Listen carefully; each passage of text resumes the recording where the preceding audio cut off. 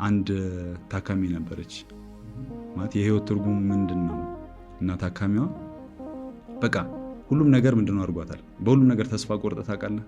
ቤተሰብ ምንም መጥቶ የማይጠይቅ ቤተሰብ የለህም፣ አስታማሚ የለህም። ሁሉም ነገር በቃ ዜሮ ሆኖባታል። ኦክሲጅን ላይ ናት ያለችው።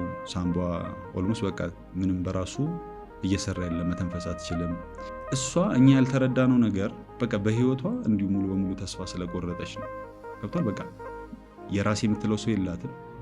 ኤግዚስት የሆነ ሞቷን እየጠበቀች ያለች አይነት ሰው እንደዚህ አይነት በቃ ደምድማለች። ፊቷ ተቋቁሯል፣ ምግብ በስርዓት አትበላም። እንደዚህ በጣም ተዳክማ ነበር። ከሁለት ቀን በኋላ ነው ምናምን ነገር ለምንድን ነው እንደዚህ ሆነችውና ማለት ጀመርኩ። በቃ እንደዚህ ተስፋ ሊያስቆርጣት የቻለው ምንድን ነው? ኢንዴብዝ ልክ መጠየቅ ስጀምር ለካ ሰው የላትም። አላወኩም ነበር። በቃ ይሄ ህመሙን ብቻ እንደዚህ የሚያበሳጫት መስሎኝ ነበር። ሰው የላትም፣ እንደዚህ የላትም። በቃ ለራሴ ቆረጥኩ።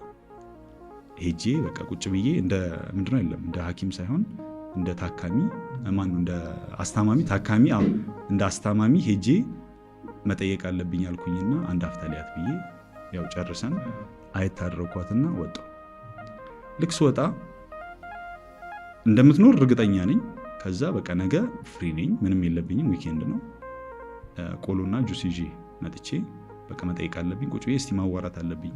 ይሄ እንደ ኢንተሮጌሽን ወይ ደግሞ እንደ ክርክር ማነው ይሄ እንደ መልሰል እንደ ኢንተርቪው ነገር እንዳታደርገው ረጋ ባለ መልኩ በቤተሰብ ያቀራረብ እንደዛ ልጠይቃት ብዬ ሄድኩኝ። ከዛ በነጋታው ላይ ጁሴን ገዝቼ ቆሎን ምናምን ነገር ይዤ ልብሴን ኖርማል አድርጌ በቃ ልጠይቃት ልክ ስሄድ አልጋ እየተጸዳ ነው። ከግራ ገባኝ። ሄድኩኝና እዛ ያደረውን ኢንተርናል ጠየኳት። ፀሐይ የለችም እንደ ምናምን ነገር አልኩት። ፀሐይ 32 ቁጥር አለኝ። አዎ እሷ እኮ ማታ አረፈች ምናምን ነገር አለኝ። በህይወቴ እንደዛ ቀን ተሰብሬ አላውቅም፣ በታካሚ ጉዳይ ማለት ነው።